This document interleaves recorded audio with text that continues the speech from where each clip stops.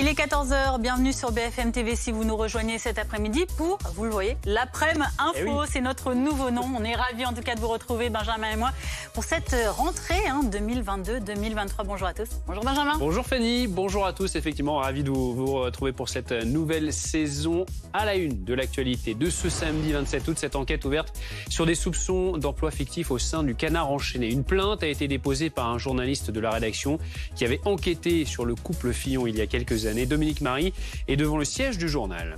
Nous nous intéresserons également au travail des gendarmes engagés dans la traque de ce Britannique en fuite depuis le refus de contrôle dans son élevage canin de la Creuse jeudi. Escroc notoire outre-Manche, un documentaire lui a même été consacré. Le point sur la traque de celui qui a blessé 2 gendarmes avec notre reporter Salim Akzegaï et notre invité. Le nombre de féminicides en hausse en France, 122 femmes ont été tuées par leur conjoint ou ex-conjoint en 2021, soit une hausse de 20% par rapport à 2020. Comment l'expliquer? Nous en parlerons avec Anne-Cécile Melfer, présidente de la Fondation des femmes. Et puis nous le disions, c'est la rentrée, donc ça veut dire aussi week-end de retour de vacances. Et c'est rouge au niveau national, dans le sens des retours justement. Nous retrouverons Damien Charton sur l'A7 où le célèbre tunnel de Fourvière, généralement très bondé, près de Lyon, est fermé ce week-end. Ça tombe très mal.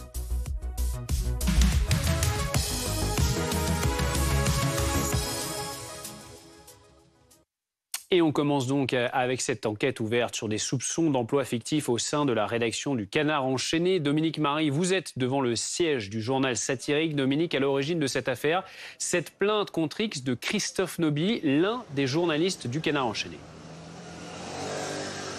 Oui, Christophe Nobili, c'est pas n'importe qui. C'est un journaliste qui allait révéler en 2017 une affaire qui allait secouer la campagne présidentielle de l'époque.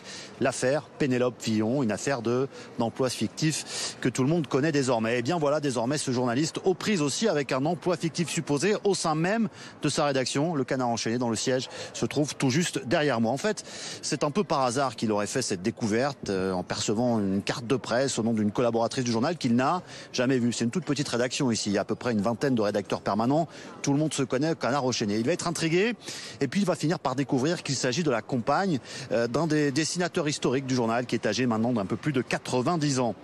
Il va évidemment demander des explications à la direction parce que cette femme, apparemment, il ne l'a jamais vue travailler au sein des locaux du Canard enchaîné et les explications de la direction ne vont pas le convaincre. Alors évidemment, ce sera un gros dilemme pour ce journaliste ensuite. Il risque, s'il dénonce les faits, d'entacher la réputation du journal satirique. Et finalement, au printemps, en mai dernier, une plainte contre X va être déposée pour abus de biens sociaux et recel. Enquête sera ouverte par la justice. Et puis cet été, les investigations vont s'accélérer avec notamment toute une série d'auditions des collaborateurs du Canard enchaîné. Alors on parle quand même de faits qui remonteraient à loin, s'ils sont avérés. Près de 20 ans de salaire qui aurait été versé à Dumont, pas loin de 3 millions d'euros d'après le journal du Monde. Alors est-ce que mercredi prochain, genre de sortie officielle du Canard enchaîné, le Canard fera la une sur cette affaire croquignolesque? On sait que le Canard habituellement tient une rubrique qui s'appelle Pan sur le bec quand il commet quelques erreurs au sein des articles. Là c'est sûr que ça risque de faire un peu plus mal. Il risque d'avoir quelques plumes qui voleront au sein de cette basse-cour du palmipède. Merci Dominique Marie, on apprécie particulièrement cette métaphore filée. Merci Dominique Marie. À Paris avec aujourd'hui Antoine Soiton. On en vient à présent à cette traque qui, on vous le disait, se poursuit donc dans la Creuse pour tenter de retrouver l'homme qui est soupçonné d'avoir blessé, percuté 2 gendarmes en voiture jeudi lors du contrôle de son élevage canin. Salim Akzegaï, on vous retrouve devant la gendarmerie de Guéret dans la Creuse. Où en sont les recherches pour retrouver le fugitif? Eh bien, un important dispositif a été déployé juste après l'altercation. Une 50aine de gendarmes ont été mobilisés et évidemment toutes les autorités françaises ont été prévenues. Alors c'est un homme qui est activement recherché puisqu'il a blessé 2 gendarmes, des gendarmes qui sont intervenus dans le cadre d'un contrôle sanitaire dans un élevage de chiens. Et suite au contrôle des papiers, eh bien un homme a renversé les gendarmes avant de prendre la fuite. Cet homme, ce n'est pas n'importe qui, il s'agit de Robert Andy Frigard. Il est bien connu au Royaume-Uni pour escroquerie. Et ça fait, selon les enquêteurs, environ 7 ans qu'il est dans la Creuse. Alors évidemment, la question que se posent les gendarmes aujourd'hui, où se trouve-t-il? À ce propos, je vous propose d'écouter le lieutenant-colonel Dimitri Leher au micro de Engie Loata et François Luce. Toutes les pistes sont étudiées. Parmi les hypothèses, il y a celle qui peut être effectivement encore dans la région et sur cette zone, comme le fait qu'il aurait pu essayer de regagner l'Angleterre ou d'autres pays européens. C'est quelqu'un quand même qui, pour le coup, effectivement, sa description correspond bien au profil du personnage. C'est quelqu'un qui est quand même assez discret, pour pas dire mystérieux. Des nouvelles des 2 gendarmes blessés maintenant. Évidemment, ils sont choqués par ce qui s'est passé. L'un a eu 6 jours d'interruption de travail, l'autre 21 jours d'interruption de travail. Il a été hospitalisé, notamment pour des fractures au visage, et il est désormais rentré chez lui. Merci beaucoup Salim Azagaï à Guéret pour BFM TV avec Marion Huguet. Et on s'intéresse à présent au profil de cet homme. C'est un Britannique de 51 ans, déjà condamné à de la prison ferme outre-Manche. Il s'est fait connaître pour des faits d'escroquerie sur plusieurs femmes. Et il a d'ailleurs fait l'objet d'une série documentaire sur Netflix. Clément Gauvin, François Luce et Angie Loata. C'est entre les murs de cette bâtisse que Robert Andy Frigard vivait reclus avec sa femme depuis 2015, sous les regards inquiets du voisinage. C'est un monsieur plutôt bien et tout, bien sur lui et tout, on ne comprend pas ce qu'il faisait là-dedans, quoi. Pourtant, ce Britannique de 51 ans a multiplié ces dernières années les allers-retours en Angleterre. Là où il est devenu, il y a quelques mois, le protagoniste d'un documentaire diffusé sur Netflix. Car dans les années 90, il se fait passer pour un espion infiltré travaillant pour le gouvernement. Il est en réalité barman et vendeur de voitures en Angleterre. Son but, manipuler principalement des femmes pour obtenir de l'argent. D'aspect extérieur, on pourrait dire que c'est un homme un peu comme les autres. Mais voilà, c'est quelqu'un qui, en fait, sait tirer avantage de ses connaissances, de son entourage par la tromperie, par la manipulation, par des menaces aussi. Au total, il aurait dérobé près d'1 million de livres à ses victimes avant d'être condamné à perpétuité en 2005. Mais finalement, de ressortir libre 4 ans plus tard. Il a été condamné à la prison à vie. Alors après, ses avocats ont fait des recours, notamment sur le côté kidnapping, en disant que ses victimes étaient libres d'aller et venir et que finalement le terme de kidnapping ne tenait pas. Jeudi dernier, c'est dans ce village paisible de 180 habitants que Robert Andy Frigard renverse 2 gendarmes présents lors du contrôle de son élevage canin qui avait fait l'objet de plusieurs signalements. Je pense à ce moment-là qu'il a passé quand même un cap, le fait qu'il ait fait ce refus d'obtempérer. Refus d'obtempérer, vous savez que c'est grave, maintenant on en parle souvent hein, dans d'autres cas, mais il est passé au cap de criminel, puisqu'il a attenté à la vie de gendarme. Il est depuis activement recherché et une enquête a été ouverte pour tentative d'homicide volontaire sur personne dépositaire de l'autorité publique. Et pour en parler, on accueille le capitaine Marc Roland à distance. Bonjour, vous êtes capitaine de gendarmerie et porte-parole de l'association des gendarmes et citoyens. Quand on est gendarme, comment est-ce qu'on travaille concrètement dans ce genre de traque ? Vous pensez bien que les faits sont particulièrement importants, les faits sont de nature criminelle. L'ensemble des moyens et des camarades sont engagés au niveau territorial, également au niveau des investigations. Alors, au niveau territorial, on pense bien à la densification de la présence au sol, avec la recherche du renseignement auprès des gîtes, des motels, des hôtels, des stations-service, des zones éloignées, auprès des mairies, auprès des hébergeurs, afin d'identifier éventuellement un endroit ou un poste de repli de l'individu, dont, semble-t-il, il devait bénéficier, malgré une cavale menée dans l'urgence, d'un certain nombre de contacts résiduels locaux. Et également, un gros travail d'investigation judiciaire, avec le b.a.-ba du métier, l'inscription au fichier des personnes recherchées, associant ainsi un mandat de recherche du parquet de Guéret, et puis des investigations liées aux véhicules.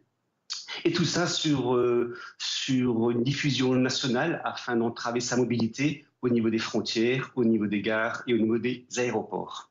Alors cet homme, c'est visiblement un manipulateur, mythomane, arnaqueur. C'est un profil complexe. C'est un profil complexe, d'ailleurs c'est un profil qui est original puisque on se rend bien compte que la triste séquence dans laquelle mes 2 camarades sont impliqués et auxquels j'ai une pensée particulière pour eux et pour leur famille, s'est déroulée en trois phases. Une phase classique de police administrative où les gendarmes accompagnent, appuient des fonctionnaires des services vétérinaires, et puis une séquence extrêmement brutale, sans prélude, sans préalable, où 2 gendarmes sont volontairement, délibérément percutés à un tel point que le parquet de Guéret a qualifié les faits non pas de violence avec arme, mais de tentative de meurtre, pour démontrer effectivement les conséquences, la gravité des blessures, la détermination de l'auteur à s'enfuir. Et puis la 3e séquence, c'est effectivement, dès lors que l'intéressé a été identifié, c'est son profil, un profil atypique, un profil d'escroc, un profil de personne déjà condamnée ailleurs, en Outre-Manche. Oui, justement, vous le dites, c'est ce qui nous fait nous poser la question de la raison pour laquelle il s'est enfui lors de ce contrôle de son élevage canin, puisque on sait ce qui s'est passé outre-Manche. Est-ce que ça veut dire que peut-être qu'en France également, il avait mis le même type de système en place, le même type de système d'escroquerie, pour qu'il ait à ce point eu envie de fuir, mettant en péril la vie de ces 2 gendarmes qu'il a blessés au passage? Dans votre question, vous avez déjà amené une partie de la réponse. Effectivement, on peut penser, on peut imaginer qu'il a des affaires ou des profils délictueux criminels annexes, connexes, non encore identifiés. Et lui a fait un amalgame entre toutes ces malfaçons, toutes ces forfaitures. Et à l'instant T, effectivement, il a raisonné de manière complètement abstraite, pensant que les gendarmes étaient là pour peut-être d'autres affaires, raison pour laquelle il a pu être amené à s'enfuir de la sorte en percutant mes camarades gendarmes. Merci beaucoup, capitaine Marc Rolland, d'avoir été en direct avec nous cet après-midi sur BFM TV. L'autre grand titre de l'actualité, c'est cet incendie de la Teste de Buch qui est officiellement éteint depuis hier. Il aura fallu 45 jours aux pompiers pour arriver à ce résultat. Plus de 7000 hectares ont brûlé. Les habitants évacués commencent peu à peu à regagner leur maison, mais temporairement. Caroline Bertolino, Thomas Herman et Milan Argelas. Le feu, il est arrivé jusque-là, là. Vous voyez, tout ça, c'était en feu. Près de la maison de Bernadette, la verdure contraste avec le feuillage impacté par les flammes. C'est la première fois que cette habitante de la Teste de Buch retourne chez elle sans escorte policière. Et quand elle pénètre à l'intérieur de son domicile, premier réflexe pour Bernadette. J'ouvre les fenêtres parce que ça sent encore un peu le brûlé. En juillet dernier, les flammes ravageaient plus de 7000 hectares de forêt à la Teste de Buch. La maison de Bernadette n'a pas brûlé, mais la propriétaire n'a pas le droit de s'y réinstaller. Quand on arrive ici, c'est une atmosphère d'interdit. Vous voyez, parce qu'on m'interdit toujours, faut que j'appelle la police, faut que je prenne des précautions. Il faut pas rester longtemps. À quelques kilomètres de là, les pompiers éteignent les dernières fumerolles. Ce geste, ils le répètent minutieusement. À la main ou à la pioche, les soldats du feu traquent le moindre point chaud susceptible de faire repartir les flammes. On retrouve des parties comme ça qui sont encore humides mais qui contiennent de la matière végétale qui est encore un combustible. C'est ces parties-là qui, dans le sol, vont trouver une racine, un petit peu une petite branche, quelque chose comme ça, et vont pouvoir se déplacer, changer un petit peu d'endroit. Et il suffit de retrouver des feuilles ou de la végétation qui n'a pas brûlé, comme on le voit là, juste à côté de nous, et ça repart. Pour l'heure, impossible pour les pompiers de déterminer une date sur la fin de leur travail. Principaux facteurs, la météo et la température. Dernier week-end de vacances avant la rentrée scolaire, on fait tout de suite un point sur votre infotrafic. Suivez votre programme avec Coyote, parce que c'est quand même plus sympa de rouler avec tous ces points. Coyote.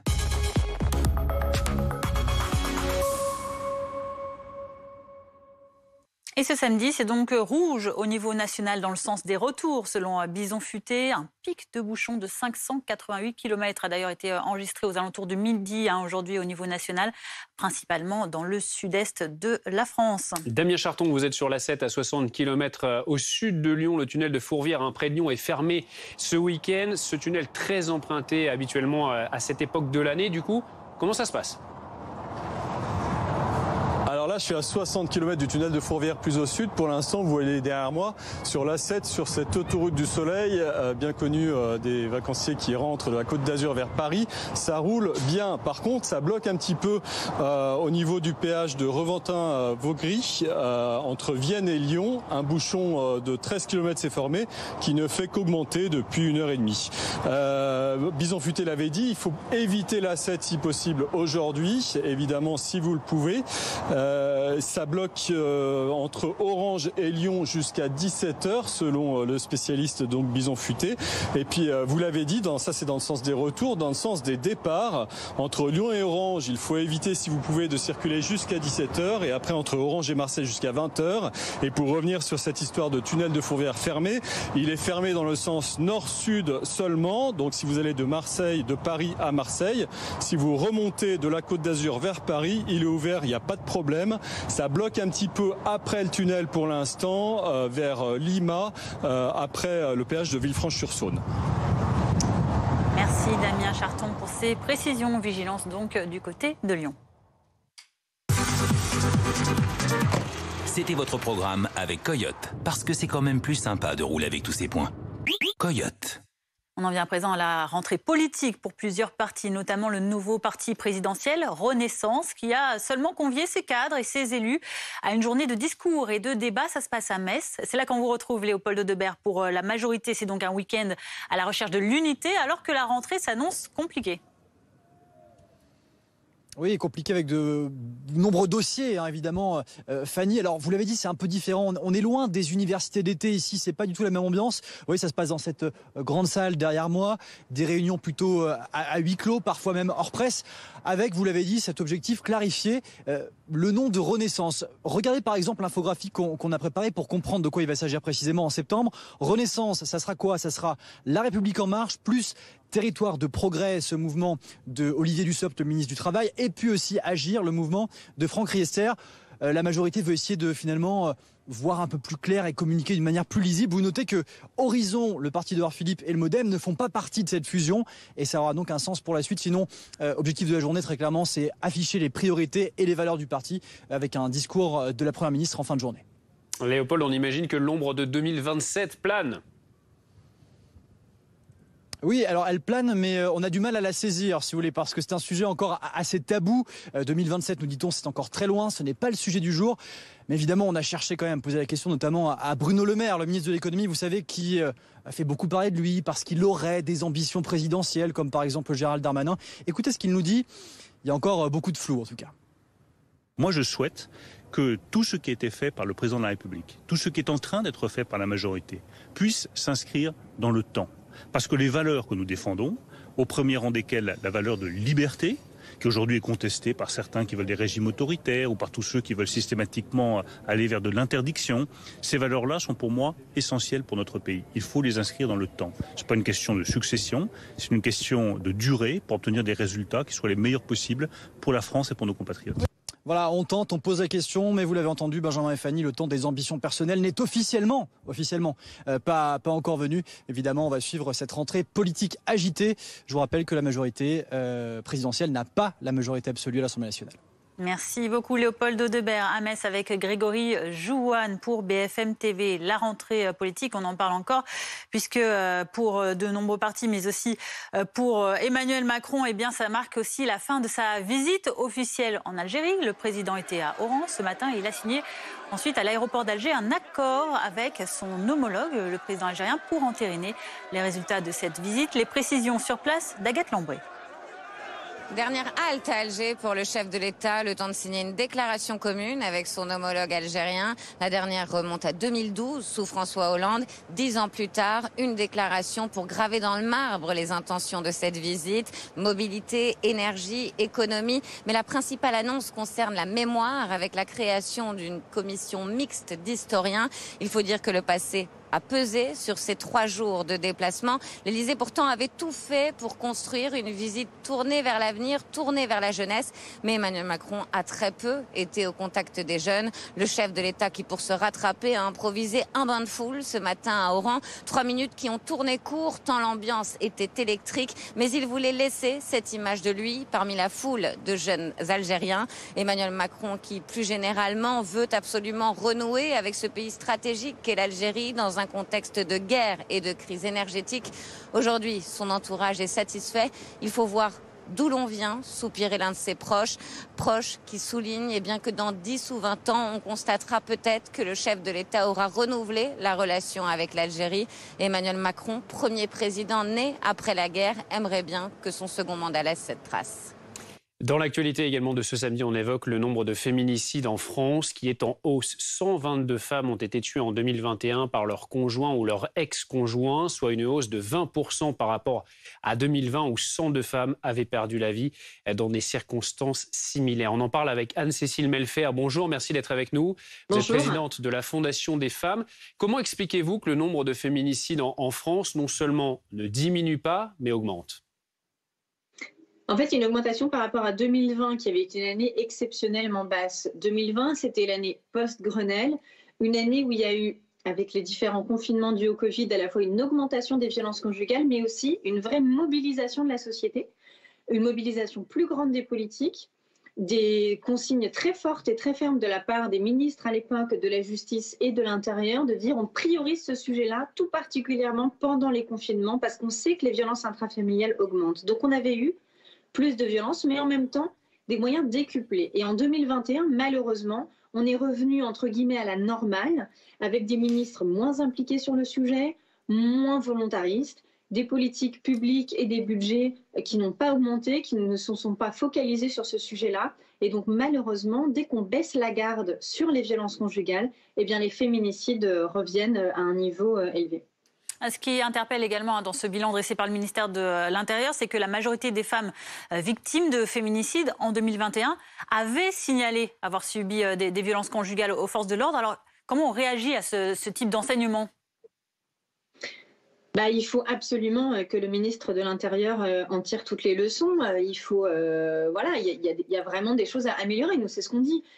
Ça n'est pas une fatalité, les féminicides en France. Ça n'est pas une fatalité. Il y a dans chaque féminicide, il faut les étudier. Vous pouvez si vous les étudier chacun en détail, vous allez voir qu'il y a des trous dans la raquette, qu'il y a des manquements, qu'il y a à un moment donné des plaintes qui n'ont pas été prises au sérieux, qu'il y a des signalements qui n'ont pas été entendus, qu'il y a des bracelets électroniques qui n'ont pas été donnés aussi rapidement qu'il aurait fallu, des téléphones grave danger qui n'ont pas fonctionné. Et donc en fait, un agresseur conjugal, un violent conjugal est tellement déterminé qu'il faut que la réponse en face publique soit impeccable, qu'on mette vraiment les moyens. C'est des femmes en danger de mort, donc il ne faut vraiment pas lésiner sur les moyens. Et il faut les protéger au maximum. Et dès qu'il y a des agents qui ne sont pas suffisamment concentrés sur leurs tâches, en fait, vous allez avoir l'agresseur en fait, va profiter de trous dans la raquette pour mettre en place leur plan machiavélique et mortel et tuer ces femmes. Et on reste dans une culture quand même en France machiste, il faut se le dire. Et donc, lorsqu'une femme quitte son conjoint, quelque part, ça reste un peu dans l'idée qu'il peut y avoir un drame passionnel. Oui, le pauvre, il était très, très triste, il ne supportait pas qu'elle soit partie avec un autre, etc. Et ça, c'est aussi la culture machiste sur laquelle on n'a pas du tout travaillé ces dernières années, ni à l'éducation nationale, ni ailleurs. On a désinvesti la sensibilisation à l'égalité. Il faut renouer avec ça également. Donc, plus de moyens, c'est malheureusement, je n'ai pas d'autre recette magique que mettre plus de moyens sur ce sujet. Ce que dit aussi cette étude, c'est que les femmes sont en danger d'abord et avant tout chez elles. Oui, ça c'est aussi une autre idée reçue contre laquelle il faut se battre. On peut avoir l'impression que dans l'espace public, avec le harcèlement, on se sent un peu en danger. Mais en réalité, malheureusement, si on regarde les chiffres, les femmes ont beaucoup plus de risques d'être tuées par un conjoint ou un ex-conjoint que par un inconnu. Et ça, c'est aussi quelque chose qu'il faut regarder en face et qui montre qu'en France, on a une culture extrêmement machiste, contre laquelle il faut se battre et à nouveau sur laquelle il faut vraiment un combat sur lequel il faut investir des moyens, y compris au niveau de l'éducation nationale entre autres, et ne pas laisser passer ou dans le milieu professionnel ou ailleurs, tout ce qui a trait au sexisme et au machisme, parce qu'on sait que ça fait le lit de ce genre de comportement. Et comment est-ce que concrètement on peut espérer voir des changements ? À quel horizon on peut voir des changements si tout ce que vous souhaitez est mis en place? Effectivement, ça va quand même prendre du temps, ça ne va pas tout de suite rentrer en ligne de compte. Comment est-ce qu'on peut espérer que rapidement ce soit pas tellement, ça prend du temps et en même temps pas tellement. Si on analyse, on n'a pas le temps de le faire là, mais en tout cas j'invite les pouvoirs publics à le faire. Qu'est-ce qui s'est passé en 2020 qui a fait qu'on est passé de 146 féminicides en 2019 à 102 en 2020? C'est incroyable, c'est 102, c'est énorme, c'est beaucoup trop. Mais c'est quand même un vrai progrès. Si on avait regardé ça de plus près, on aurait su quelles leçons en tirer pour la suite. Et dans les leçons tirées pour la suite, il y a déjà plus de moyens. Donc l'hébergement, c'est pas normal qu'aujourd'hui 4 femmes sur 10 qui appellent parce qu'elles sont en danger, qu'elles ont besoin d'hébergement, à 4 femmes sur 10 on lui dit non merci, non madame, il n'y a pas la place, rentrez chez vous alors qu'elles y sont en danger. Donc ça c'est déjà le b.a.-ba. Il y a au niveau de la police aujourd'hui, quand vous discutez avec les forces de police, ils vont vous dire qu'en fait, ils ont 66% de plaintes en plus, mais ils n'ont pas 66% d'enquêteurs en plus. Donc, en fait, ils reçoivent des plaintes, mais ils en reçoivent tellement qu'ils n'ont même pas le temps de les traiter, même pas le temps d'enquêter. Et ensuite, vous avez au niveau de la justice, c'est la même chose, c'est un vrai embouteillage. Vous le voyez sur le sujet post-MeToo d'ailleurs, il n'y a jamais eu aussi peu en France de condamnations pour viol. Il y a moins de 700 condamnations pour viol aujourd'hui en France. Donc on voit qu'en fait, il y a un truc, la machine est grippée, ça ne fonctionne pas. Donc nous, c'est vrai que notre formule magique de comment faire pour que ça aille mieux, c'est plus de moyens. Et je suis désolée d'avoir le répété chaque année depuis quelques années, mais oui, quand on dit qu'on veut 1 milliard contre les violences conjugales, on sait exactement où on veut les mettre. Et on veut 1 milliard parce qu'on a étudié la situation et parce qu'on sait qu'en fait, si on met 1 milliard pour des tribunaux spécialisés, pour des brigades spécialisées, pour de la sensibilisation, de l'éducation, on sait qu'on peut enclencher un changement. Et on l'a vu en 2020, plus de moyens, plus de priorités politiques, ça donne des vrais résultats. Donc continuons dans cette voie-là. Merci beaucoup Anne-Cécile Melfer d'avoir été avec nous en direct cet après-midi donc pour évoquer ces féminicides en France. À suivre sur BFM TV, nous irons dans un instant en Ukraine. Il existe un risque de pulvérisation de substances radioactives à la centrale nucléaire de Zaporijjia occupée par les troupes russes. C'est ce qu'indique aujourd'hui l'opérateur public ukrainien. « 25 km les séparent. 2 garages, 2 écoles. Mais sur le trône, il ne peut y en avoir qu'un. Inédit, les rois du custom, jeudi à 21h05 sur RMC Découverte, Canal 24. Comment réduire notre utilisation du plastique? Comment faire au quotidien pour devenir plus responsable? Do it like this.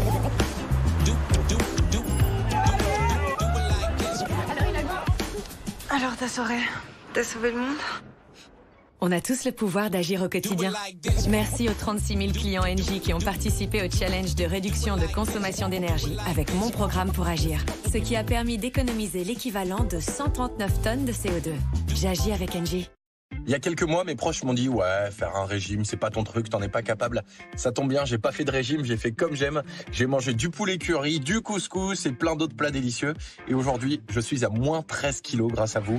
Merci comme j'aime, je suis prêt pour l'été. Alors pour perdre du poids comme Robin, venez vite faire votre devis en ligne sur commej'aime.fr. C'est gratuit, simple et sans engagement.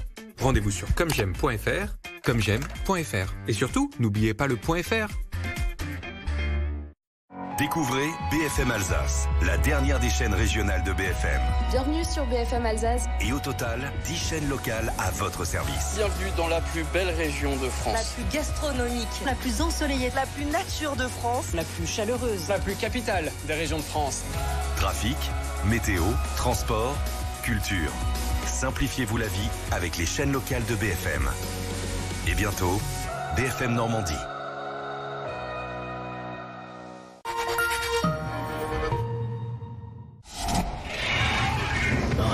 Stark. I, Ormond Baratheon. I, Corlys Velaryon. Promise to be faithful to King Viserys and to his named heir. Rhaenyra Targaryen. Men would sooner put the realm to the torch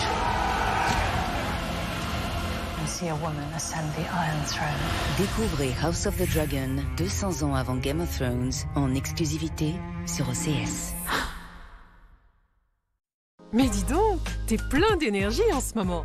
Bourré d'énergie! Groupe Verlaine m'a installé une centrale photovoltaïque de 3 kilos au prix de 7 900 €. Du coup, je produis et je consomme maintenant ma propre électricité. Youhou! Inscrivez-vous vite sur groupeverlaine.com ou appelez le 36 20 et dites Groupe Verlaine. Groupe Verlaine, on t'aime. Est-ce que vous venez à l'agence pour un projet avec l'adresse? La météo avec l'adresse.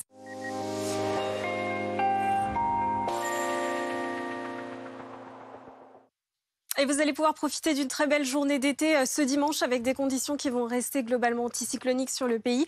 Anticyclone sur les îles britanniques qui a même tendance à se renforcer et à assécher d'autant plus la masse d'air. Donc ce dimanche matin, on retrouvera dans l'ensemble de beaux coins de ciel bleu. Les nuages seront toujours un peu plus nombreux sur les régions les plus à l'est avec ce voile d'altitude sur la Bretagne. Sinon, partout ailleurs, rien à signaler. Dans le courant de l'après-midi, on conservera un temps un peu plus instable à l'est avec de nombreux passages nuageux, quelques ondées possibles, des orages qui peuvent toujours toujours éclaté en fin de journée sur les Alpes du Sud ou encore le nord de la Corse. Ce ciel toujours un peu plus nébuleux aussi sur les Pyrénées avec quelques gouttes possibles. Ailleurs, on profitera du soleil avec ce voile d'altitude un peu plus dense entre Bretagne et Pays de Loire. Les températures pour ce dimanche matin, 16 degrés à Paris, 17 à Bordeaux et à Toulouse, 21 degrés entre Nice et Bastia. Et puis dans le courant de l'après-midi, on a cet air chaud qui remonte par le Maghreb sur le sud-ouest surtout. Là, les températures seront bien estivales. Ailleurs, donc quelques degrés de plus. C'est vrai qu'on a le vent de secteur nord-est qui aura tendance à limiter la hausse du mercure sur les régions les plus au nord, notamment sur les bords de Manche avec 23 degrés à Cherbourg, 25 à Lille. 27 degrés du côté de Paris ou encore à Strasbourg. Lundi, à l'est, grand soleil et ce sera le cas tout au long de la journée. Partout ailleurs, progressivement au fil des heures, le ciel va devenir de plus en plus nuageux avec cette dégradation orageuse qui concernera surtout donc le sud-ouest, des orages isolés mais localement forts en lien avec une dépression sur la péninsule ibérique. Et puis les températures resteront très estivales entre 23 et 36 degrés. Est-ce que vous venez à l'agence pour un projet avec l'adresse? C'était la météo avec l'adresse. 14h30 sur BFM TV, bienvenue à vous si vous nous rejoignez. À la une de l'actualité, ces nouveaux bombardements sur la centrale nucléaire de Zaporijia en Ukraine. L'opérateur ukrainien accuse la Russie de ces bombardements et évoque un risque de fuite d'hydrogène et de pulvérisation de substances radioactives ainsi qu'un risque d'incendie élevé. Alors que peut-on concrètement craindre? Décryptage avec notre invité dans ce journal. La traque se poursuit dans la Creuse pour retrouver le fugitif qui a renversé 2 gendarmes jeudi. L'homme soupçonné est un Britannique de 51 ans, escroc en série qui a déjà fait de la prison et même fait l'objet d'un documentaire. Une rentrée sur fond d'inflation. Le coût de la vie est en hausse. S'y ajoute une flambée des tarifs de gros d'électricité en France. Mais le gouvernement veut rassurer. Bruno Le Maire affirme que le plafonnement à 4% sera maintenu jusqu'à la fin 2022 et qu'il n'y aura pas de rattrapage en 2023. Et puis un ancien colonel de l'armée française condamné à 10 ans de travaux forcés à Madagascar. Philippe François est accusé d'avoir pris part à un projet d'assassinat visant le président malgache. Ses proches demandent son rapatriement en France. Nous serons dans un instant avec son gendre. Pas d'accord sur une déclaration en faveur de la non-prolifération d'armes nucléaires. Hier, au siège de l'ONU à New York, la Russie notamment a empêché l'adoption dénonçant des passages de ce texte jugés trop politiques. Oui, car le conflit en Ukraine a réveillé les inquiétudes internationales liées à l'arme nucléaire. L'opérateur ukrainien de la centrale de Zaporijia, la plus importante d'Europe, dénonce plusieurs bombardements sur le site hier, ayant endommagé son infrastructure.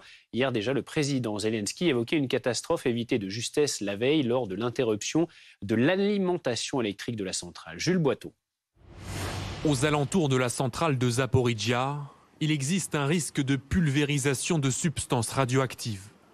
C'est l'alerte lancée par l'opérateur public ukrainien qui assure que les troupes russes ont bombardé à plusieurs reprises hier. Une nouvelle inquiétude après la déconnexion pendant près de 24 heures de la centrale du réseau électrique. La situation reste précaire et dangereuse. C'est pourquoi il est essentiel que la mission de l'AIEA arrive à la centrale le plus tôt possible et aide à maintenir la centrale sous contrôle ukrainien permanent. Des experts de l'Agence internationale de l'énergie nucléaire, un organe indépendant de l'ONU, sont attendus sur place la semaine prochaine. Objectif, évaluer l'état de la centrale et rencontrer son personnel. Ils ont demandé à pouvoir parler en privé avec le personnel de la centrale. On sait que les Russes ont exclu un certain nombre d'ingénieurs parce qu'ils communiquaient avec le gouvernement ukrainien. Il y a aussi des questions qui se posent pour savoir comment se passent ces roulements, puisqu'on aurait demandé à certains personnels de rester chez eux. Donc tout ça doit être absolument vérifié. Dans la zone, la tension ne cesse de grimper. Moscou et Kiev s'accusent mutuellement de frappes aériennes à proximité du site. Les militaires ukrainiens assurent que l'armée russe a positionné des pièces d'artillerie aux abords de la centrale, située en plein milieu de la zone de conflit. Les forces russes sont au sud du fleuve Dniepr, dans cette partie-là, avec ici la centrale donc, de Zaporijia, située en plein cœur de la ligne de front. Emmanuel Macron a fait part de sa profonde inquiétude et déclaré que la guerre ne pouvait en aucun cas faire courir le risque d'un accident nucléaire en Europe. Bonjour Robert Ranquet, vous êtes vice-président chez European Expertise et spécialiste de la dissuasion nucléaire. Alors on a entendu Energoatom, c'est cet opérateur ukrainien de la centrale de Zaporijia qui déclare aujourd'hui qu'il existe donc un risque de fuite d'hydrogène, de pulvérisation de substances radioactives. Après ces bombardements, également un risque d'incendie élevé. Qu'est-ce qu'on peut craindre concrètement ? C'est bien difficile à savoir, étant donné la manière dont les informations nous parviennent de manière très sporadique et incomplète. Alors de quoi peut vouloir parler ce responsable ukrainien? Il est clair que la persistance des combats autour de la centrale et de ces bombardements dont on ne sait toujours pas très bien qui bombarde qui ou quoi, les deux parties s'accusant mutuellement de ces actions. De toute façon, cette situation, qui que ce soit qui mène ces actions militaires, ces actions sont inquiétantes pour la sécurité de la centrale. Jusqu'ici, elles n'ont pas fait de dégâts très importants. Jusqu'ici, et l'AIEA l'a confirmé, la centrale est restée dans des situations de sécurité satisfaisantes, puisque, y compris lors de l'accident de déconnexion électrique, les circuits, les fonctions de sécurité ont, semble-t-il, parfaitement fonctionné. Donc il y a quand même des bonnes nouvelles, c'est que cette centrale continue à fonctionner, sinon de manière normale, au moins de manière satisfaisante en ce qui concerne la sécurité. Mais quand même, néanmoins, il est clair que toutes ces actions militaires autour de la centrale devraient cesser, comme le rappelle le président Zelensky, comme l'a rappelé le président Macron, comme le rappelle la communauté internationale. Mais malheureusement, ça ne dépend que de la Russie et de l'Ukraine. Et là, on n'a pas énormément de moyens de pression sur eux. Le président Zelensky demande la venue prochaine d'experts de l'AIEA, l'Agence internationale de l'énergie atomique, attendue donc sur place la semaine prochaine pour une mission de surveillance et d'inspection. Est-ce qu'ils vont réellement pouvoir travailler sereinement et indépendamment, vu le contexte ? Sereinement, probablement pas. Dans un tel contexte de guerre, avec des bombardements dont on ne sait pas très bien qui en est à l'origine et qu'est-ce qu'ils visent, la sérénité, à mon avis, ne sera pas au rendez-vous. Un travail d'expertise sérieux et approfondi, peut-être, pour autant que les Russes qui contrôlent la centrale veuillent bien s'y prêter. Or, les Russes sont quand même capables d'un certain nombre d'actions de désinformation ou de moins de pilotage serré de ces missions d'expertise qui peuvent faire craindre que les experts n'aient pas vraiment accès à tout ce qu'il faudrait et que la mission ne puisse pas être menée de manière complète. Mais enfin ça, il faut attendre que la mission se déroule, si elle se déroule, parce que pour l'instant, elle n'a pas encore été, ça n'a pas encore été le cas. Et il peut y avoir encore des surprises, y compris du côté russe, qui nous a souvent habitués à promettre des choses qui ne tiennent pas. On se rappelle par exemple les promesses faites sur les couloirs humanitaires pour évacuer les civils de zones bombardées, pour lesquelles les Russes avaient fait des promesses qu'ils n'ont jamais tenues. Donc la mission aura-t-elle lieu? Tout le monde l'espère, mais pour l'instant c'est pas garanti. Est-ce qu'elle pourrait être parfaitement concluante et approfondie? On l'espère aussi, mais attendons de voir, quoi. Et ce qu'on a du mal à comprendre, c'est quel est l'intérêt pour soit la Russie, soit l'Ukraine de détruire éventuellement cette centrale nucléaire, puisqu'on l'a dit, chacun se renvoie la balle dans ces bombardements. Quel est l'intérêt qu'aurait l'une ou l'autre partie à détruire ce bâtiment? Objectivement, aucun. Aucun des deux n'a intérêt à l'endommager gravement, car la centrale de Zaporijjia est aussi bien pour les Russes que pour les Ukrainiens un enjeu en termes d'énergie très important. On rappelle que les Russes comptent absolument sur la centrale pour réalimenter la Crimée en particulier. Les Ukrainiens, ça représente quand même 20 à 25% de leur capacité de production électrique quand la centrale fonctionne normalement, ce qui est loin d'être le cas actuellement depuis plusieurs mois. Mais c'est donc un enjeu de sécurité énergétique important, et pour l'un et pour l'autre. Ceci dit, les uns et les autres n'ont aucun, bien qu'il n'ait aucun intérêt à un endommagement de la centrale, les uns et les autres visiblement jouent aussi un jeu de surenchère d'informations de manière à attirer le soutien des opinions publiques internationales. Les Russes pour expliquer que tant que les Ukrainiens se défendront, eh bien la centrale sera en danger. et les Ukrainiens, évidemment, pour expliquer que tant que les Russes seront là, la centrale sera en danger. Donc les uns comme les autres n'ont aucun intérêt objectif à une destruction de la centrale. Les uns et les autres ont intérêt à faire utiliser cette menace autour de la centrale pour le soutien de leur propre politique. Merci beaucoup Robert Anquet d'avoir été avec nous sur BFM TV. Nous évoquerons à nouveau bien sûr l'actualité en Ukraine dans notre prochain journaux. On en parlait en titre des nouvelles à présent. Des gendarmes blessés jeudi lors du contrôle d'un élevage de chiens à Vidaya dans la Creuse. L'un des deux militaires qui avait été hospitalisé est sorti de l'hôpital. Il a pu regagner son domicile. Et dans le même temps, la traque du suspect qui a pris la fuite au cours de l'inspection de son domicile se poursuit. Robert Andy Freegard est un escroc britannique de 51 ans, notoirement connu outre-Manche. Andy Loita, François Luce avec Pierre-Henri Holderbaum. C'est un village paisible, encore sous le choc.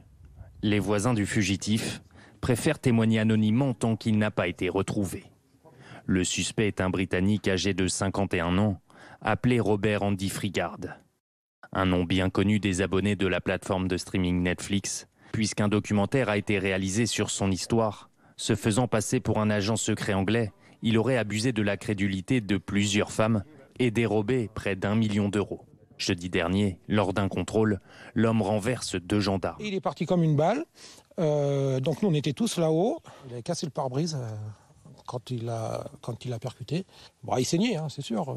L'autre gendarme, c'était surtout les coudes. Mais celui qui était sur le capot, au moins le nez cassé, c'est sûr. Transporté à l'hôpital de Guéret, l'un des gendarmes souffre de plusieurs fractures au visage et présente une ITT de 21 jours.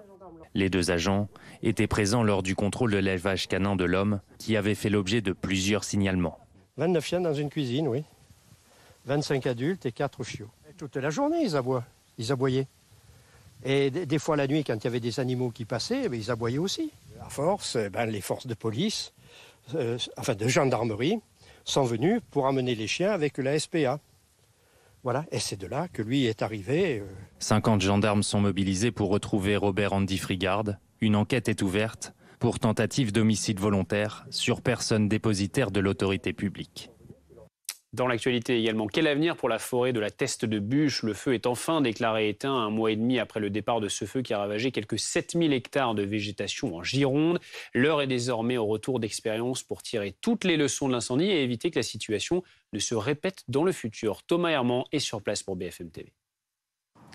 Les difficultés auxquelles ont été confrontés les sapeurs-pompiers en intervention lors de cet incendie à la Teste de Buch participeront à la question de comment refaire cette forêt avec ces 7000 hectares qui ont été impactés par cet incendie. Par exemple, faut-il plus de pistes à l'intérieur du massif? On sait qu'il y avait peu d'accès pour les sapeurs-pompiers à l'intérieur.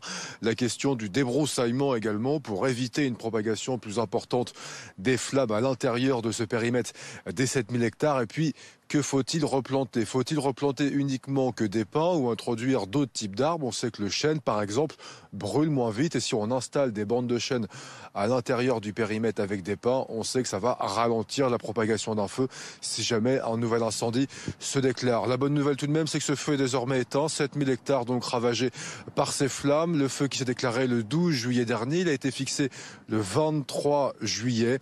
Un combat donc avec près de 3000 sapeurs-pompiers mobilisés sur le terrain et des dégâts. Quelques maisons ont brûlé sur cet incendie, mais il faut quand même souligner le travail assez important des sapeurs-pompiers mobilisés sur le terrain. Ce feu, en fait, il s'est arrêté au niveau de cette démarcation.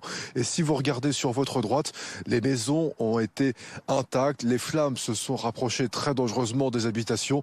Mais grâce au travail des sapeurs-pompiers qui ont fait de la sécurisation de biens, les maisons ont réussi à être protégées. Feu qui est désormais éteint à la Teste de Buch. Maintenant, il faudra penser à la reconstruction de la forêt, mais c'est un travail qui prendra plusieurs dizaines d'années. Vous l'avez sûrement remarqué, c'est le dernier week-end de vacances bien mérité avant la rentrée. Et pour certains, elle est synonyme de petite boule au ventre. D'autres, en revanche, sont plus pragmatiques. Oui, alors à 2 jours de la reprise, nous avons pris le pouls chez certains Français avec Jean-Marc Lucas, Aurélie Calvo et Emmanuel Binet. Un plongeon dans la piscine, un café en terrasse ou un déjeuner au soleil, il faut à tout prix en profiter, car lundi vient une rentrée appréhendée par certains vacanciers. On aurait le choix, on restera en vacances, mais il faut travailler. retourner travailler dans un contexte où on ne sait pas trop où on va, où l'ambiance est vraiment pas terrible. Les factures d'électricité et gaz sont déjà importantes, mais c'est vrai que vu les augmentations, c'est inquiétant. Dans un contexte marqué par une hausse généralisée des prix, 44% des Français se disent lassés, tandis que 30% d'éternels optimistes abordent cette rentrée plutôt sereinement. La solution, c'est essayer de penser à autre chose, d'avoir des plaisirs simples, faire un petit peu de sport, trouver des moments aussi où on peut se permettre de se reposer. Je me dis que ça va aller, mais il faut toujours, parce que sinon on arrête tout. Mais oui, bien sûr, on se dit qu'on ne peut faire que mieux après. Loin de s'avouer vaincu, tous les Français que nous avons rencontrés sont prêts à s'adapter, quitte à bouleverser leurs habitudes. Je vais vivre différemment, c'est sûr. Je vais changer certaines choses. L'eau, je fais plus attention effectivement qu'avant, sur des petites choses du quotidien. Oui, il y a des choses qu'il faut changer effectivement. Se déplacer à vélo, faire attention à ce qu'on mange et puis manger à proximité. Je pense que ça fera la différence et on retournera, j'espère, sur de meilleurs jours, quoi. Malgré les interrogations, ces vacanciers auront la chance de finir leur séjour sur une note ensoleillée. Et pour lever certaines inquiétudes des Français qui persisteraient face à cette nouvelle flambée des tarifs de l'électricité, le gouvernement veut rassurer. Les prix de gros pour 2023 ont en effet battu des nouveaux records hier. Plus de 1 000 € le mégawattheure en France contre environ 85 seulement l'an dernier. Le ministre de l'économie et des finances, Bruno Le Maire, l'affirme, le plafonnement des tarifs sera maintenu. Le plafonnement à 4% sera maintenu jusqu'à la fin de l'année 2022. Il n'y aura pas de rattrapage sur ce plafonnement en 2023. Et les hausses dont a parlé le président de la République, dont a parlé la première ministre, seront des hausses contenues. Et je rappelle que pour les ménages les plus modestes, il y aura des chèques énergie qui permettront d'aider ceux qui sont les plus en difficulté pour payer leur facture d'énergie. Et cela nous amène à ces rentrées politiques avec ces universités d'été de plusieurs partis qui ont lieu aujourd'hui. C'est notamment le cas de la France Insoumise, encore ce samedi. Et toujours avec des invités un peu spéciaux pour débattre avec les cadres du parti. Aujourd'hui, la ministre Olivia Grégoire a croisé le fer avec le député LFI Adrien Quatennens. À 15h30, c'est au tour de Rachida Dati de débattre. Anthony Lebos, vous êtes sur place pour BFM TV. C'est la suite de l'opération de com' de la France Insoumise ? Oui, c'est ça. Tout a été savamment orchestré par les Insoumis pour, 1, montrer leur ouverture et 2, se placer au cœur de l'opposition à Emmanuel Macron. Aujourd'hui, se signait aussi la fin des débats avec les ministres. Le dernier en date, c'était, vous l'avez dit, la ministre Olivia Grégoire qui a ferraillé avec Adrien Quatennens, le député LFI, sur un sujet ô combien brûlant, celui du pouvoir d'achat, de la vie chère et de l'inflation. C'était un débat, on peut dire, de bonne tenue, mais les deux protagonistes se sont quand même sacrément écharpés sur les chiffres des revenus. Il y a eu différentes interprétations aussi sur les chiffres de l'inflation. Olivia Grégoire, qui, il faut le noter, ne s'est pas démonté devant un auditoire qui n'était bien sûr pas acquis à sa cause, les exhortant parfois à relire Marx, je cite. Regardez notamment cette séquence où Olivia Grégoire, la ministre, se défend sur les dividendes face au sifflet de la salle qui réclamait notamment des augmentations de salaire. Regardez. Les dividendes augmentent dans notre pays. C'est une bonne nouvelle, mes amis.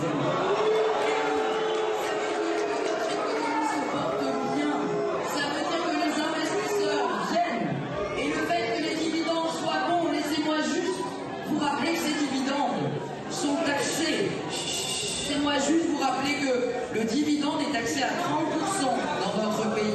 Alors oui, je préfère qu'on taxe.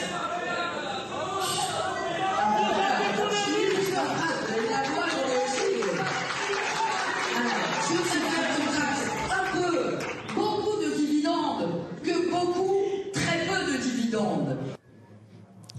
Alors malgré les huées, les sifflets, Adrien Quatennens s'est quand même félicité d'un débat qui était, je cite, argumenté, mais tout cela n'a pas permis en fait de faire bouger les lignes, puisque Alexis Corbière le disait d'ailleurs lui-même hier à la fin de son débat avec Marlène Schiappa, je cite, Marlène Schiappa ne s'est pas insoumisée et je ne me suis pas macronisé, fin de citation. L'objectif était néanmoins, je le disais, de créer l'événement pour les insoumis, 1, rester visible, 2, être entendu et être les premiers dans cette rentrée politique à instaurer de nouveau le duel avec la majorité et le gouvernement. Et puis, autre invité de marque d'ailleurs, ce sera dans quelques instants. Cette fois venue de la droite, c'est l'ancienne garde des Sceaux de Nicolas Sarkozy, Rachida Dati, qui va débattre avec le député LFI Hugo Bernalicis. Rachida Dati qui, sur Twitter, il y a un petit peu plus d'une heure, a justifié sa venue, disant, je cite, que c'est une gauche qui fermait les yeux sur la réalité de la violence dans notre pays. Fin de citation. Le débat est à suivre à partir de 15h30 et je peux d'ores et déjà vous dire que même du côté des cadres de LFI, on a hâte de voir ce débat.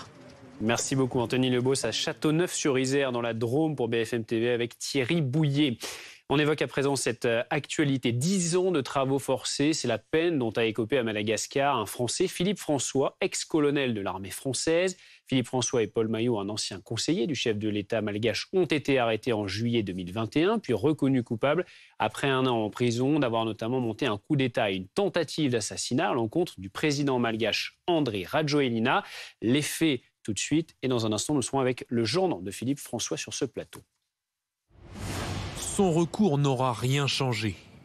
Devant les juges malgaches, le Français Philippe François est condamné à 10 ans de travaux forcés pour tentative de coup d'État et d'assassinat sur le président de Madagascar, Andry Rajoelina. Une décision injuste pour son entourage, qui dénonce des conditions d'incarcération indignes. On est dévasté par ce résultat. C'est beaucoup d'émotions parce que c'est évidemment une situation profondément injuste. Il n'y a pas de système de cantine, il n'y a pas de système non plus de douche ou de toilette. Pour aller aux toilettes, c'est pareil, c'est dans un seau. Au terme d'une audience considérée comme expéditive par les journalistes sur place, Philippe François, 54 ans, ancien colonel de l'armée française reconverti dans les affaires, est maintenu en prison.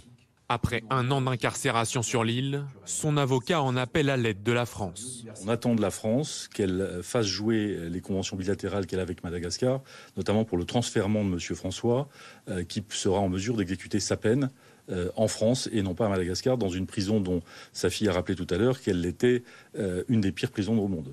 21 personnes au total ont été mises en cause dans l'affaire. Une pétition a été lancée pour soutenir Philippe François. Bonjour Romulus Wagner, Bonjour. Merci d'avoir accepté notre Merci invitation. Vous êtes donc le gendre de Philippe François. Tout d'abord, on a envie de vous demander comment va votre beau-père. On sait qu'il a perdu une vingtaine de kilos dans cette prison dont vous dénoncez les conditions de détention. Oui, tout à fait. Alors, merci pour m'avoir invité ici. Donc, moi, je suis avant toute chose aussi le mari de Constance, qui, avec l'ensemble de la famille et des soutiens, a voulu mettre en œuvre justement pour essayer de libérer son papa à ce niveau-là. Philippe, nous avons très très peu d'échanges, à chaque fois c'est de manière interposée, via du courrier qui, on le sait, est lu, tant par les avocats que par les gardiens, ou on pense aussi par rapport à la justice. Donc le verdict qui est tombé vendredi dernier, donc le rejet du pourvoi en cassation qu'on avait voulu mettre en œuvre, prouve bien aujourd'hui que on ne sait pas si aujourd'hui on peut refaire un nouveau pourvoi ou autre. Donc il était question de cela à un moment. On a fait confiance à la justice malgache. Donc dès lors, pour autant, on peut que constater le manque de preuves évident dans le cadre du dossier qui a été monté.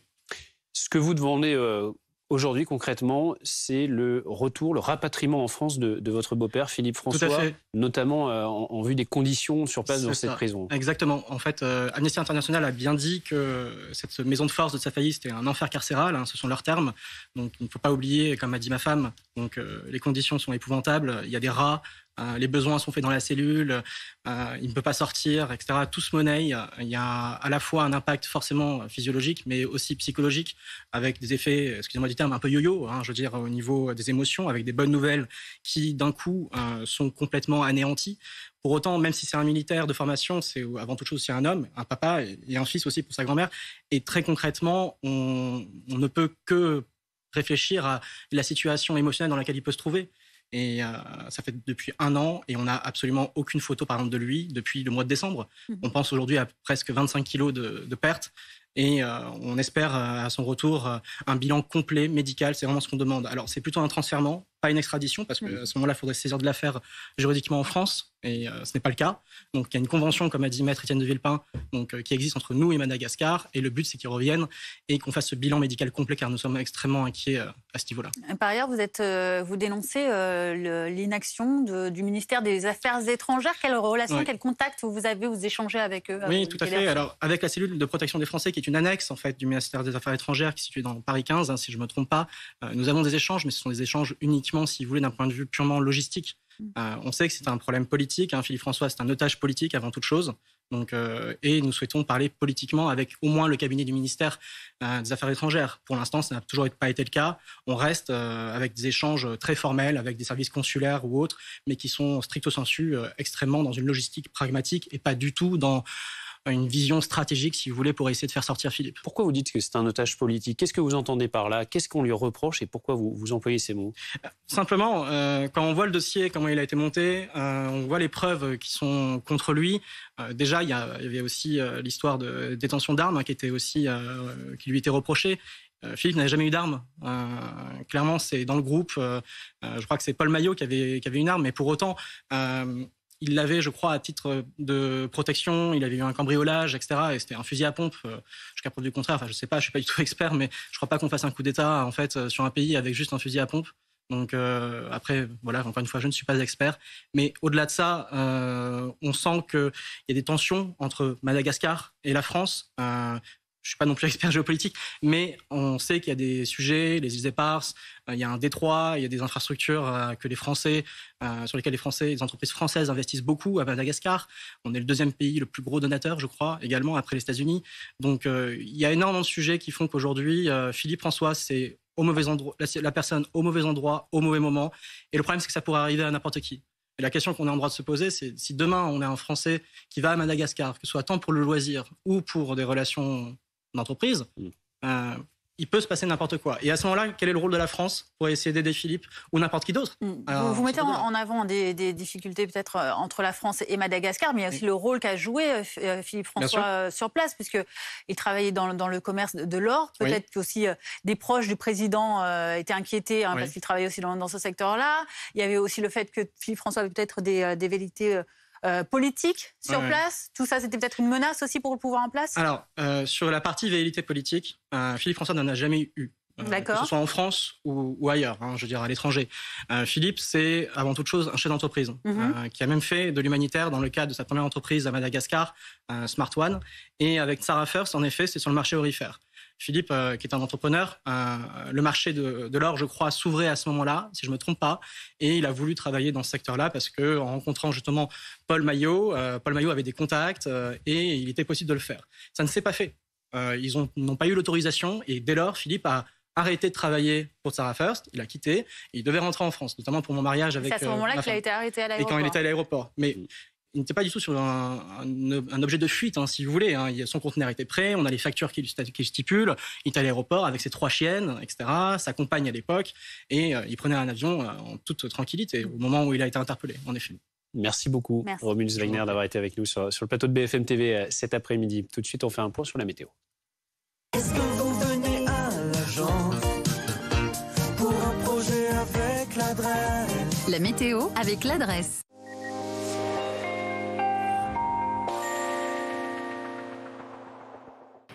Un temps bien ensoleillé dans la plupart de nos régions pour ce dimanche avec des conditions anticycloniques. On le voit sur l'image satellite, l'anticyclone ici sur les îles britanniques qui a même tendance à se renforcer et donc à sécher d'autant plus la masse d'air. Donc progressivement, on va retrouver un temps calme partout avec encore quelques passages nuageux dans l'est du pays mais un temps sec en matinée.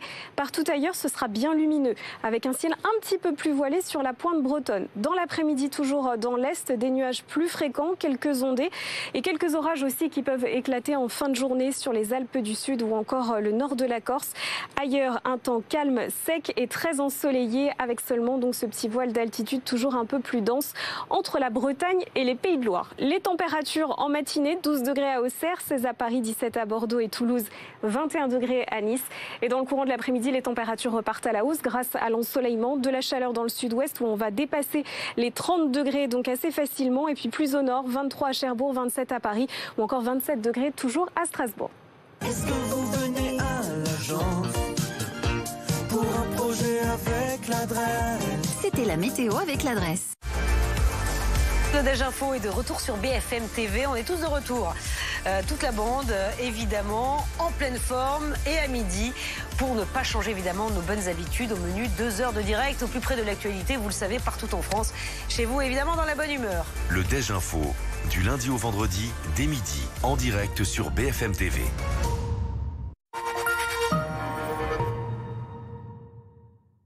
Eh frérot, t'as encore changé de mode de chauffage? Et c'est l'isolation par l'extérieur. Ma mère s'est inscrite sur groupeverlaine.com. Ils s'occupent de tout, même des aides. Pour notre maison, elle ne paie que 79 € par mois. Ils lui ont même refait ses façades. Groupe Verlaine, on t'aime.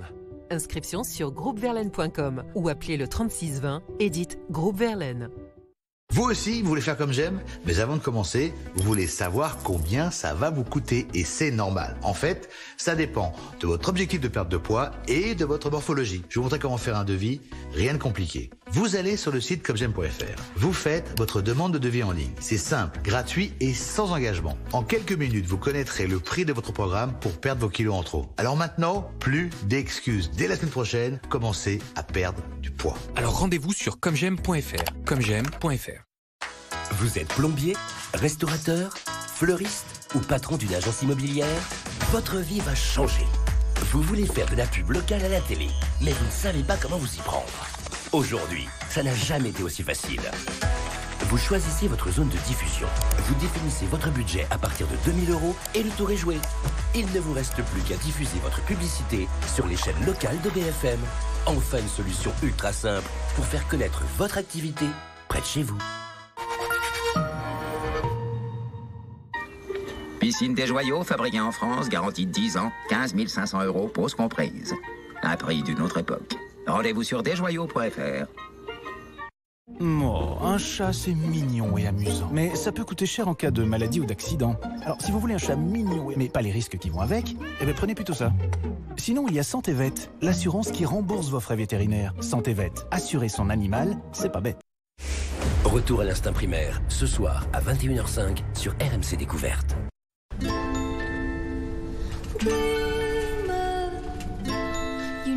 Allô, station orbitale ici la Terre, vous me recevez? Retour à la base, le poulet va refroidir. Roger, bien reçu.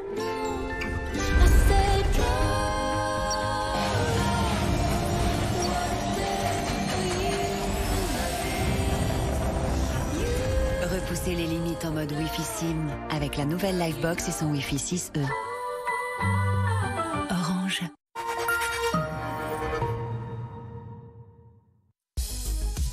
Il est bientôt 15h, merci d'être avec nous sur BFM TV. À la une de l'actualité, cette enquête ouverte sur des soupçons d'emploi fictif au sein du Canard enchaîné. Une plainte a été déposée par un journaliste de la rédaction qui avait enquêté il y a quelques années sur le couple Fillon. Nous serons devant le siège du journal dans un instant avec Dominique Marie. Dans cette édition, nous nous intéresserons également au travail des gendarmes engagés dans la traque de ce Britannique en fuite depuis jeudi et le refus du contrôle dans son élevage canin de la Creuse. Escroc notoire outre-Manche, un documentaire lui a même été consacré. On fait le point sur sa traque avec notre reporter Salima Zegaï. Le nombre de féminicides en hausse en France. 122 femmes ont été tuées par leur conjoint ou ex-conjoint en 2021, soit une hausse de 20% par rapport à 2020. Comment l'expliquer? Nous en parlerons avec Anne-Cécile Melfer, présidente de la Fondation des femmes. Et puis vous le savez, c'est donc le dernier week-end de vacances avant le retour au travail ou à l'école. Week-end classé au rouge au niveau national par Bison Futé dans le sens des retours. Nous retrouverons Damien Charton sur l'A7 où quelques ralentissements se font jour du côté de Valence.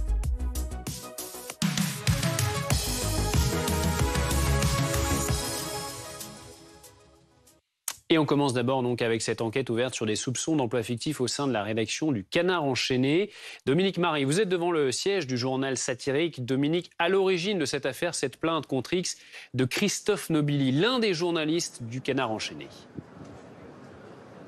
Oui, Christophe Nobili, c'est ce journaliste qui allait révéler une affaire qui allait littéralement secouer la présidentielle de 2017, l'affaire Pénélope Fillon, une affaire bien sûr que tout le monde connaît, affaire d'emploi fictif. Et voilà donc ce journaliste désormais aux prises avec un emploi fictif supposé au sein de son journal, Le Canard enchaîné, dont le siège se trouve tout juste derrière moi. C'est un peu par hasard en fait qu'il a fait cette découverte, apercevant une carte de presse au nom d'une femme qu'il ne connaissait pas et censée travailler dans ce journal. Alors évidemment il est intrigué, il va d'une certaine manière enquêter, il va très vite découvrir qu'en fait qu'il s'agit de la femme d'un des dessinateurs historiques du journal Le Canard enchaîné, un homme qui est aujourd'hui âgé de 94 ans. Alors évidemment, il va demander des explications à sa direction, cet enquêteur, et il va pas sortir vraiment satisfait des explications qu'il va recevoir avec sa direction.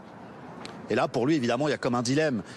Soit révéler l'affaire au grand jour, et c'est évidemment entacher la réputation de ce journal, ou bien ne rien dire. Finalement, une plainte va être déposée. Ce sera le cas le 10 mai dernier. Plainte pour recel et abus de biens sociaux, avec ensuite une enquête qui va s'accélérer, littéralement, les semaines dernières, avec notamment un certain nombre de collaborateurs du journal qui seront entendus. Il faut savoir que d'après le journal Le Monde, les salaires cumulés, puisqu'on parle de 20 ans d'un possible emploi de fictif, seraient de l'ordre de près de 3 millions d'euros. C'est une sacrée somme, d'où l'enquête évidemment diligentée par la justice. Est-ce que le journal satirique Le Canard sortira cet article, évoquera cette affaire dans une prochaine édition, à l'occasion de la sortie du journal mercredi prochain? On est déjà curieux de connaître le titre d'un éventuel article sur cette affaire qui a quand même tout de l'arroseur arrosé. Merci Dominique Marie, en direct de Paris, donc devant la rédaction du Canard enchaîné avec Antoine Soiton. La traque se poursuit dans la Creuse à présent pour tenter de retrouver cet homme qui est soupçonné d'avoir percuté puis blessé 2 gendarmes en voiture. C'était jeudi lors d'un contrôle de son élevage canin. Salima Zegaï, vous êtes devant la gendarmerie de Guéret où en sont actuellement les recherches pour retrouver ce fugitif.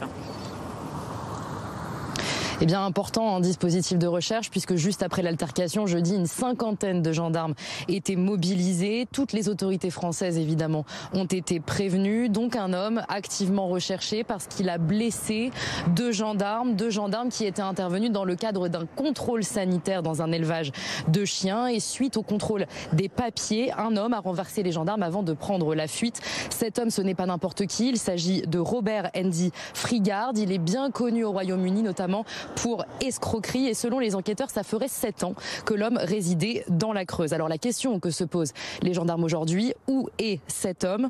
Je vous propose à ce propos d'écouter le lieutenant-colonel Dimitri Leher au micro de NJ Loata et François Luce. Toutes les pistes sont étudiées. Parmi les hypothèses, il y a celle qui peut être effectivement encore dans la région et sur cette zone, comme le fait qu'il aurait pu essayer de regagner l'Angleterre ou d'autres pays européens. C'est quelqu'un quand même qui, pour le coup, effectivement, sa description correspond bien au profil du personnage. C'est quelqu'un qui est quand même assez discret, pour pas dire mystérieux. Des nouvelles des 2 gendarmes blessés maintenant. Ils sont évidemment choqués de ce qu'il s'est passé.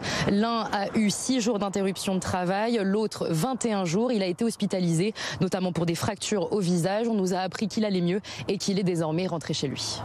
Merci beaucoup Salima Zegaï, donc à Guéret dans la Creuse pour BFM TV avec Marion Huguet. Et on s'intéresse justement au profil de cet homme. C'est un Britannique donc de 51 ans, déjà condamné à de la prison ferme outre-Manche. Il s'est fait connaître pour des faits d'escroquerie sur plusieurs femmes. Il a d'ailleurs fait l'objet d'une série documentaire sur Netflix. Clément Gauvin, François Luce et Angie Loata. C'est entre les murs de cette bâtisse que Robert Andy Frigard vivait reclus avec sa femme depuis 2015, sous les regards inquiets du voisinage. C'est un monsieur plutôt bien et tout, bien sur lui et tout, on ne comprend pas ce qu'il faisait là-dedans, quoi. Pourtant, ce Britannique de 51 ans a multiplié ces dernières années les allers-retours en Angleterre.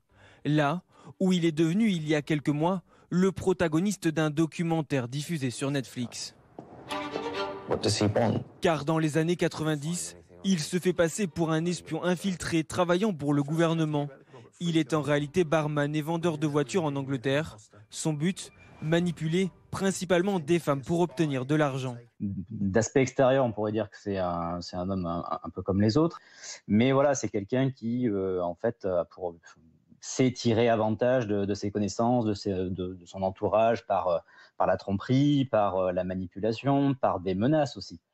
Au total, il aurait dérobé près d'1 million de livres à ses victimes avant d'être condamné à perpétuité en 2005.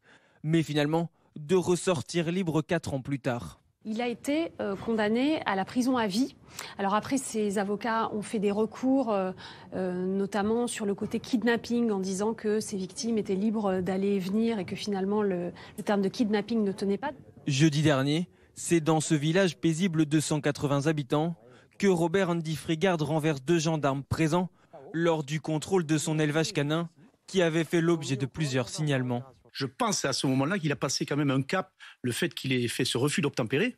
Refus d'obtempérer, vous savez que c'est grave, maintenant on en parle souvent dans d'autres cas, mais il est passé au cap de criminel, puisqu'il a attenté à la vie de gendarme. Il est depuis activement recherché et une enquête a été ouverte pour tentative d'homicide volontaire sur personne dépositaire de l'autorité publique.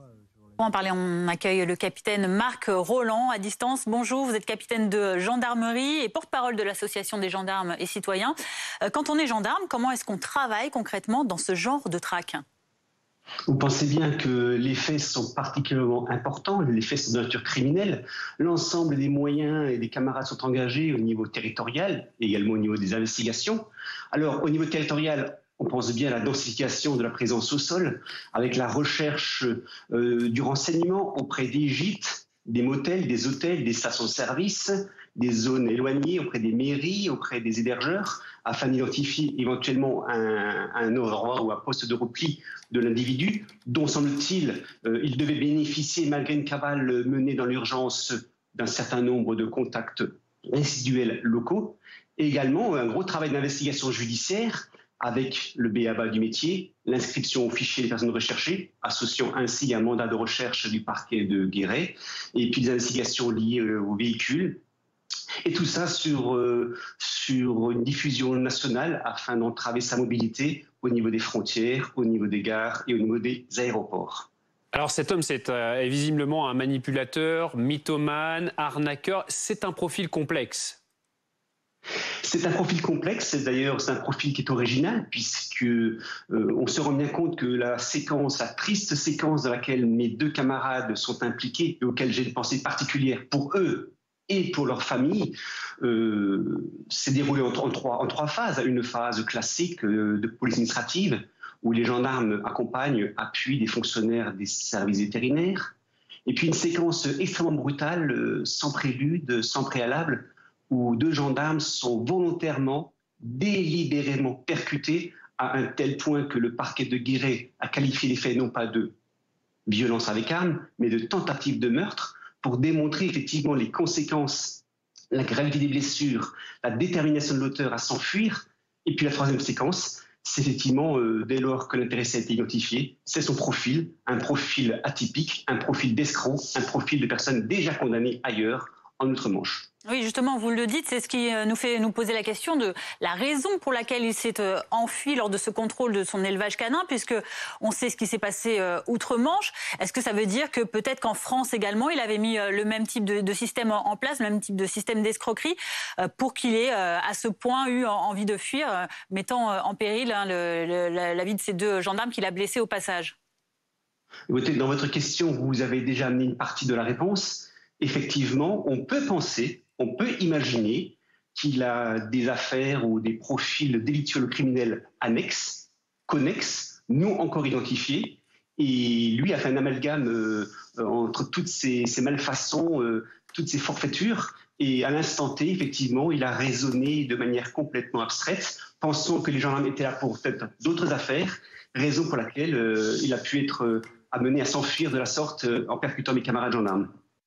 15h10, l'autre grand titre de l'actualité, c'est cet incendie de la Teste de Buch qui est officiellement donc éteint depuis hier. Il aura fallu 45 jours aux pompiers pour arriver à ce résultat. Plus de 7000 hectares de végétation brûlée. Les habitants évacués commencent peu à peu à regagner leur maison, mais temporairement. Caroline Bertolino, Thomas Herman et Mylène Argelas. Le feu, il est arrivé jusque-là. Vous voyez, tout ça, c'était en feu. Près de la maison de Bernadette, la verdure contraste avec le feuillage impacté par les flammes. C'est la première fois que cette habitante de la Teste de Buch retourne chez elle sans escorte policière. Et quand elle pénètre à l'intérieur de son domicile, premier réflexe pour Bernadette. J'ouvre les fenêtres parce que ça sent encore un peu le brûlé. En juillet dernier, les flammes ravageaient plus de 7000 hectares de forêt à la Teste de Buch. La maison de Bernadette n'a pas brûlé, mais la propriétaire n'a pas le droit de s'y réinstaller. Quand on arrive ici, c'est une atmosphère d'interdit. Vous voyez, parce qu'on m'interdit toujours, faut que j'appelle la police, faut que je prenne des précautions. Il faut pas rester longtemps. À quelques kilomètres de là, les pompiers éteignent les dernières fumerolles. Ce geste, ils le répètent minutieusement. À la main ou à la pioche, les soldats du feu traquent le moindre point chaud susceptible de faire repartir les flammes. On retrouve des parties comme ça qui sont encore humides mais qui contiennent de la matière végétale qui est encore un combustible. C'est ces parties-là qui, dans le sol, vont trouver une racine, un petit peu une petite branche, quelque chose comme ça, et vont pouvoir se déplacer, changer un petit peu d'endroit. Et il suffit de retrouver des feuilles ou de la végétation qui n'a pas brûlé, comme on le voit là, juste à côté de nous, et ça repart. Pour l'heure, impossible pour les pompiers de déterminer une date sur la fin de leur travail. Principaux facteurs, la météo et la température. C'est le dernier week-end de vacances avant la rentrée scolaire. On fait un point sur l'infotrafic tout de suite. Suivez votre programme avec Coyote, parce que c'est quand même plus sympa de rouler avec tous ces points. Coyote.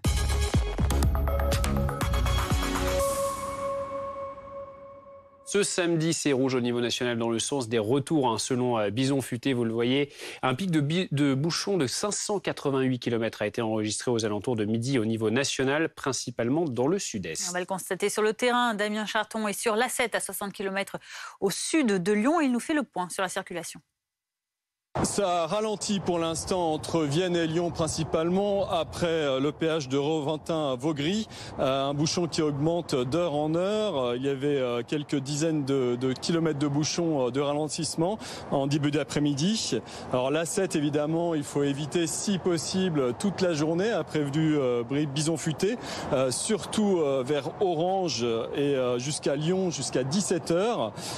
Ça c'est dans le sens des retours, dans le sens des départs si possible, donc éviter Lyon-Orange jusqu'à 17h et puis Orange-Marseille jusqu'à 20h. Et puis à noter, le tunnel de Fourvière qui passe dans Lyon est fermé dans le sens nord-sud, donc de Paris à Marseille jusqu'à lundi matin. Dans le sens sud-nord, il est ouvert, il n'y a pas de problème. Donc pour l'instant, au péage de Reventin-Vaugry, ça bloque un petit peu. Ici, à 60 km au sud de Lyon, le trafic est fluide, vous pouvez le voir derrière moi. Mais une journée quand même classée rouge sur cette route des vacances.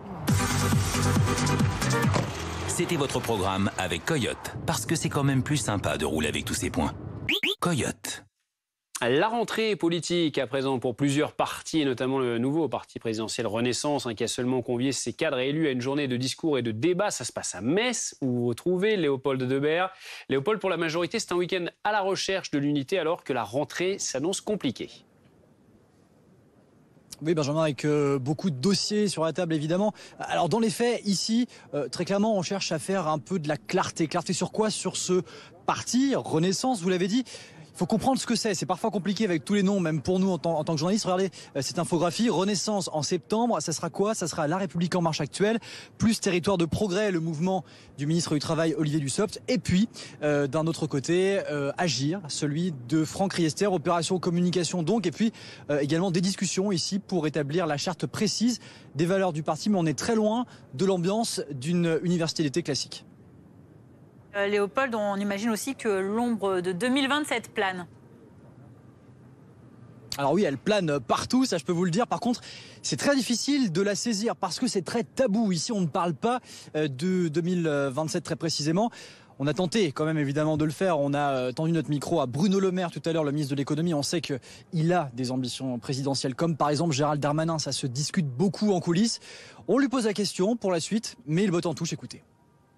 Moi, je souhaite que tout ce qui a été fait par le président de la République, tout ce qui est en train d'être fait par la majorité, puisse s'inscrire dans le temps. Parce que les valeurs que nous défendons, au premier rang desquelles la valeur de liberté, qui aujourd'hui est contestée par certains qui veulent des régimes autoritaires ou par tous ceux qui veulent systématiquement aller vers de l'interdiction, ces valeurs-là sont pour moi essentielles pour notre pays. Il faut les inscrire dans le temps. Ce n'est pas une question de succession, c'est une question de durée pour obtenir des résultats qui soient les meilleurs possibles pour la France et pour nos compatriotes. Voilà, vous l'avez entendu, le temps des ambitions personnelles n'est pas encore venu officiellement évidemment, alors que la Première ministre est arrivée il y a quelques minutes ici à Metz pour prononcer une sorte de discours de rentrée devant ses cadres, les cadres donc du parti Renaissance. Merci beaucoup Léopold Audebert, donc à Metz pour BFM TV avec Grégory Joanne. Pendant ce temps, Emmanuel Macron termine lui sa visite officielle en Algérie, le président qui était à Oran ce matin et qui est fini sa visite à Alger. Il a signé à l'aéroport d'Alger un accord avec son homologue pour entériner les résultats de cette visite. Bain de foule également, vous le voyez, pour Emmanuel Macron à Oran. Bain de foule qui a été assez agité sur la fin, donc avant le départ du président. Les précisions d'Agathe Lambray qui suit ce déplacement présidentiel. Dernière halte à Alger pour le chef de l'État, le temps de signer une déclaration commune avec son homologue algérien. La dernière remonte à 2012 sous François Hollande. 10 ans plus tard, une déclaration pour graver dans le marbre les intentions de cette visite. Mobilité, énergie, économie. Mais la principale annonce concerne la mémoire avec la création d'une commission mixte d'historiens. Il faut dire que le passé a pesé sur ces 3 jours de déplacement. L'Élysée pourtant avait tout fait pour construire une visite tournée vers l'avenir, tournée vers la jeunesse. Mais Emmanuel Macron a très peu été au contact des jeunes. Le chef de l'État qui, pour se rattraper, a improvisé un bain de foule ce matin à Oran. 3 minutes qui ont tourné court tant l'ambiance était électrique. Mais il voulait laisser cette image de lui parmi la foule de jeunes Algériens. Emmanuel Macron qui, plus généralement, veut absolument renouer avec ce pays stratégique qu'est l'Algérie dans un contexte de guerre et de crise énergétique. Aujourd'hui, son entourage est satisfait. Il faut voir d'où l'on vient, soupirer l'un de ses proches qui souligne bien que dans 10 ou 20 ans, on constatera peut-être que le chef de l'État aura renouvelé la relation avec l'Algérie. Emmanuel Macron, premier président né après la guerre, aimerait bien que son second mandat laisse cette trace. On en vient à présent à cette autre actualité, au nombre de féminicides en France. Il est en hausse. 122 femmes ont été tuées en 2021 par leur conjoint ou leur ex-conjoint, soit une hausse de 20% par rapport à 2020 où 102 femmes avaient perdu la vie dans des circonstances similaires. Alors comment expliquer que le nombre de féminicides en France augmente? Les précisions d'Anne-Cécile Maillefer, qui est présidente de la Fondation des femmes et qui était avec nous tout à l'heure. 2020, c'était l'année post-Grenelle, une année où il y a eu, avec les différents confinements dus au Covid, à la fois une augmentation des violences conjugales, mais aussi une vraie mobilisation de la société, une mobilisation plus grande des politiques, des consignes très fortes et très fermes de la part des ministres à l'époque de la Justice et de l'Intérieur, de dire on priorise ce sujet-là, tout particulièrement pendant les confinements, parce qu'on sait que les violences intrafamiliales augmentent. Donc on avait eu plus de violences, mais en même temps, des moyens décuplés. Et en 2021, malheureusement, on est revenu, entre guillemets, à la normale, avec des ministres moins impliqués sur le sujet, moins volontaristes, des politiques publiques et des budgets qui n'ont pas augmenté, qui ne se sont pas focalisés sur ce sujet-là. Et donc, malheureusement, dès qu'on baisse la garde sur les violences conjugales, eh bien, les féminicides reviennent à un niveau élevé. Ce qui interpelle également dans ce bilan dressé par le ministère de l'Intérieur, c'est que la majorité des femmes victimes de féminicide en 2021 avaient signalé avoir subi des violences conjugales aux forces de l'ordre. Alors, comment on réagit à ce type d'enseignement ? Il faut absolument que le ministre de l'Intérieur en tire toutes les leçons. Il faut, il y a vraiment des choses à améliorer. Nous, c'est ce qu'on dit. Ça n'est pas une fatalité, les féminicides en France. Ça n'est pas une fatalité. Il y a dans chaque féminicide, il faut les étudier. Vous pouvez si vous les étudiez chacun en détail, vous allez voir qu'il y a des trous dans la raquette, qu'il y a des manquements, qu'il y a à un moment donné des plaintes qui n'ont pas été prises au sérieux, qu'il y a des signalements qui n'ont pas été entendus, qu'il y a des bracelets électroniques qui n'ont pas été donnés aussi rapidement qu'il l'aurait fallu, des téléphones grave danger qui n'ont pas fonctionné. Et donc en fait, un agresseur conjugal, un violent conjugal est tellement déterminé qu'il faut que la réponse en face publique soit impeccable, qu'on mette vraiment les moyens. C'est des femmes en danger de mort, donc il ne faut vraiment pas lésiner sur les moyens. Et il faut les protéger au maximum. Et dès qu'il y a des agents qui ne sont pas suffisamment concentrés sur leurs tâches, en fait, vous allez avoir l'agresseur en fait, va profiter de trous dans la raquette pour mettre en place leur plan machiavélique et mortel et tuer ces femmes. Et on reste dans une culture quand même en France machiste, il faut se le dire. Et donc, lorsqu'une femme quitte son conjoint, quelque part, ça reste un peu dans l'idée qu'il peut y avoir un drame passionnel. Oui, le pauvre, il était très très triste, il ne supportait pas qu'elle soit partie avec un autre, etc. Et ça, c'est aussi la culture machiste sur laquelle on n'a pas du tout travaillé ces dernières années, ni à l'éducation nationale, ni ailleurs. On a désinvesti la sensibilisation à l'égalité. Il faut renouer avec ça également. Donc, plus de moyens, c'est malheureusement... Je n'ai pas d'autre recette magique que mettre plus de moyens sur ce sujet. Ce que dit aussi cette étude, c'est que les femmes sont en danger d'abord et avant tout chez elles. Oui, ça c'est aussi une autre idée reçue contre laquelle il faut se battre. On peut avoir l'impression que dans l'espace public, avec le harcèlement, on se sent un peu en danger. Mais en réalité, malheureusement, si on regarde les chiffres, les femmes ont beaucoup plus de risques d'être tuées par un conjoint ou un ex-conjoint que par un inconnu. Et ça, c'est aussi quelque chose qu'il faut regarder en face et qui montre qu'en France, on a une culture extrêmement machiste, contre laquelle il faut se battre et à nouveau sur laquelle il faut vraiment un combat sur lequel il faut investir des moyens, y compris au niveau de l'éducation nationale entre autres, et ne pas laisser passer ou dans le milieu professionnel ou ailleurs, tout ce qui a trait au sexisme et au machisme, parce qu'on sait que ça fait le lit de ce genre de comportement. Et comment est-ce que concrètement on peut espérer voir des changements? À quel horizon on peut voir des changements si tout ce que vous souhaitez est mis en place? Effectivement, ça va quand même prendre du temps, ça ne va pas tout de suite rentrer en ligne de compte. Comment est-ce qu'on peut espérer que rapidement ce soit pas tellement, oui. Ça prend du temps et en même temps pas tellement. Si on analyse, on n'a pas le temps de le faire là, mais en tout cas j'invite les pouvoirs publics à le faire. Qu'est-ce qui s'est passé en 2020 qui a fait qu'on est passé de 146 féminicides en 2019 à 102 en 2020? C'est incroyable, c'est quand même, c'est 102, c'est énorme, c'est beaucoup trop, mais c'est quand même un vrai progrès. Si on avait regardé ça de plus près, on aurait su quelles leçons en tirer pour la suite. Et dans les leçons tirées pour la suite, il y a déjà plus de moyens. Donc l'hébergement, c'est pas normal qu'aujourd'hui 4 femmes sur 10 qui appellent parce qu'elles sont en danger, qu'elles ont besoin d'hébergement, à 4 femmes sur 10 on lui dit non merci, non madame, il n'y a pas la place, rentrez chez vous alors qu'elles y sont en danger. Donc ça c'est déjà le b.a.-ba. Il y a au niveau de la police aujourd'hui, quand vous discutez avec les forces de police, ils vont vous dire qu'en fait, ils ont 66% de plaintes en plus, mais ils n'ont pas 66% d'enquêteurs en plus. Donc, en fait, ils reçoivent des plaintes, mais ils en reçoivent tellement qu'ils n'ont même pas le temps de les traiter, même pas le temps d'enquêter. Et ensuite, vous avez au niveau de la justice, c'est la même chose, c'est un vrai embouteillage. Vous le voyez sur le sujet post-MeToo d'ailleurs, il n'y a jamais eu aussi peu en France de condamnations pour viol. Il y a moins de 700 condamnations pour viol aujourd'hui en France. Donc on voit qu'en fait, il y a un truc, la machine est grippée, ça ne fonctionne pas. Donc nous, c'est vrai que notre formule magique de comment faire pour que ça aille mieux, c'est plus de moyens. Et je suis désolée d'avoir le répété chaque année depuis quelques années, mais oui, quand on dit qu'on veut 1 milliard contre les violences conjugales, on sait exactement où on veut les mettre. Et on veut 1 milliard parce qu'on a étudié la situation et parce qu'on sait qu'en fait, si on met 1 milliard pour des tribunaux spécialisés, pour des brigades spécialisées, pour de la sensibilisation, de l'éducation, on sait qu'on peut enclencher un changement. Et on l'a vu en 2020, plus de moyens, plus de priorités politiques, ça donne des vrais résultats. Donc continuons dans cette voie-là. 15h23 à suivre dans l'après-info sur BFM TV. Nous irons en Ukraine où il existe un risque de pulvérisation de substances radioactives à la centrale nucléaire de Zaporizhzhia, centrale occupée par les troupes russes. C'est ce qu'indique aujourd'hui l'opérateur public ukrainien. On en parle dans quelques minutes. À tout de suite.